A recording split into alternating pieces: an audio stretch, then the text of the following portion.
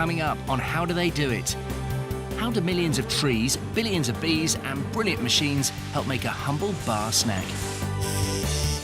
How do they build giant snowblowers that clear one of the coldest airports on Earth? And how does cool chemistry make the detergent that keeps your clothes clean and pristine? We take you around the world to show you how on How Do They Do It?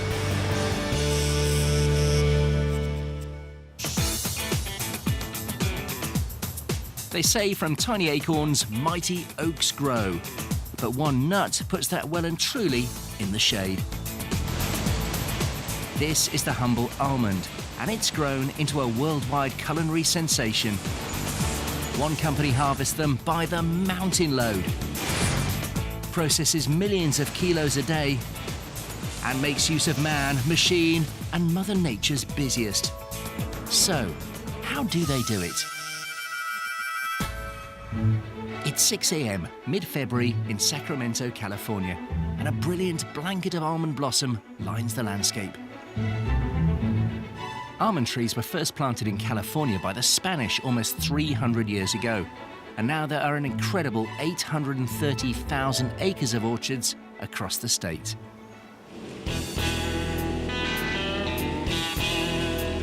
"80% of the world's almonds now come from California, and Darrell Brunn works for Blue Diamond, the largest nut harvesting company in the world.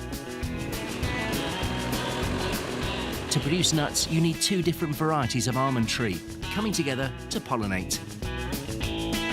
And Darrell lines them face to face like blooming suitors at a dance.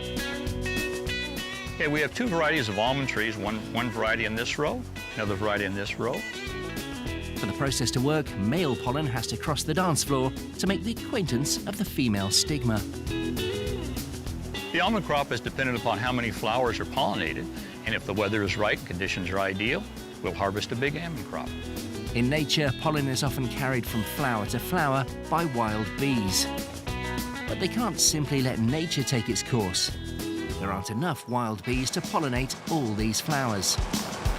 So they call in a mammoth team of 1.8 million workers, headed by Ray Olivares Jr. and Kevin Wetz, who arrive with a truck, a forklift, and 60 beehives. 830,000 acres of orchards require over 1.5 million colonies of bees. And there aren't that many bees in all of California. So every February, beehives are trucked into the almond groves from up to 5,000 kilometers away. Get ready to get out and start working. It's the largest managed pollination event in the world.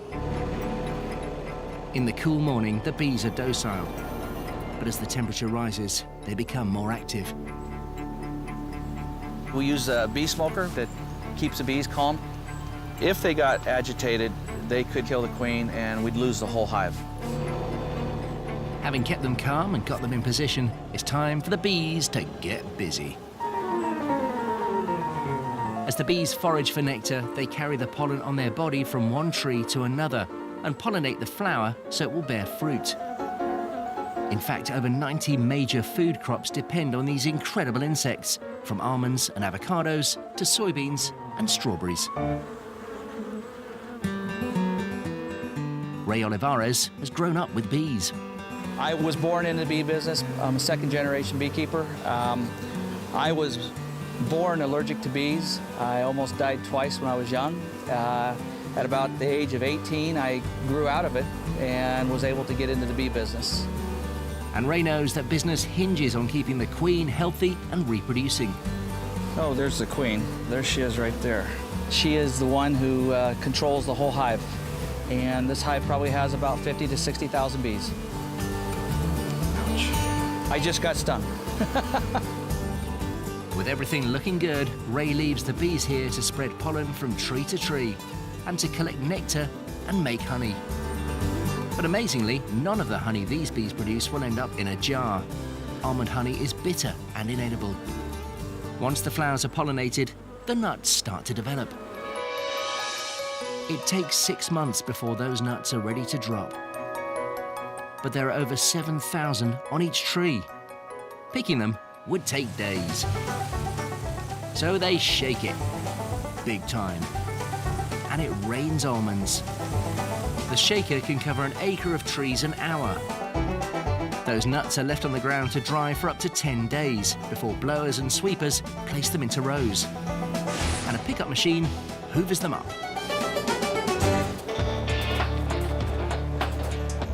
The result is a California mountain range you won't find on any map. But the nuts in these vast peaks are still covered by husk and shell. So next, this machine squeezes each almond through a set of spinning rollers to remove the husk. Now, just down to their shells, the nuts are transported to the company's almond processing factory in Sacramento. The world eats its way through 1.1 million tons of almonds a year, and most of them come from here. This titanic plant processes over 3 million kilos a day and is the size of 33 city blocks. In peak time, over 100 trucks arrive every 24 hours. And large belly dump trailers release the raw almonds into a pit with a maze of underground conveyors. There's a belt in the bottom of the pit here, and the belt carries you to an elevator. The almonds go 95 feet in the air to the silos. The next challenge is storage. When you've got up to 3 million kilos of nuts arriving a day, you've got to have somewhere to put them. These 24 giant silos can hold over 13 million kilos between them. And stadium-sized rooms store the rest in cool, fresh conditions.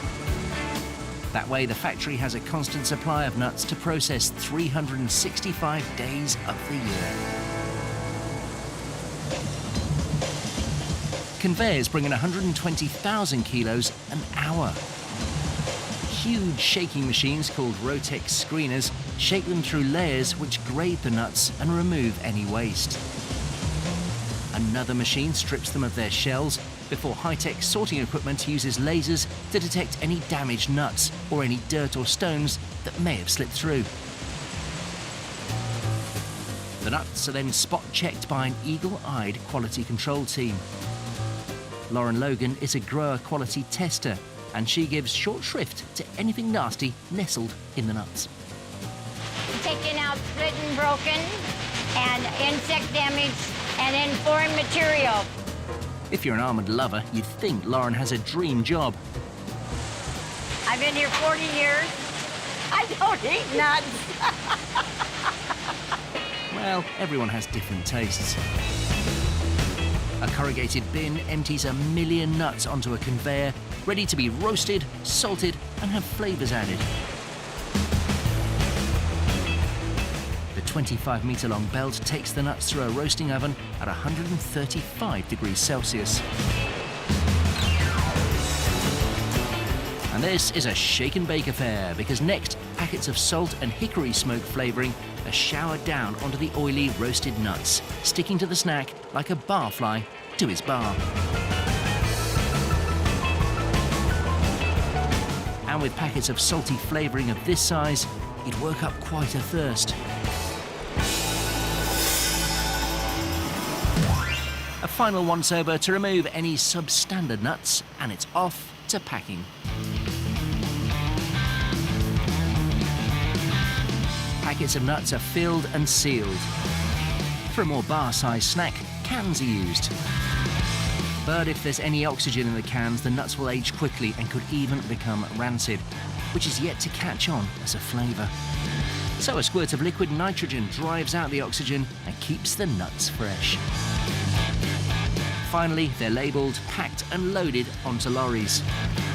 California may be associated with raisins, but almonds are now its largest food export, worth over $3 billion a year.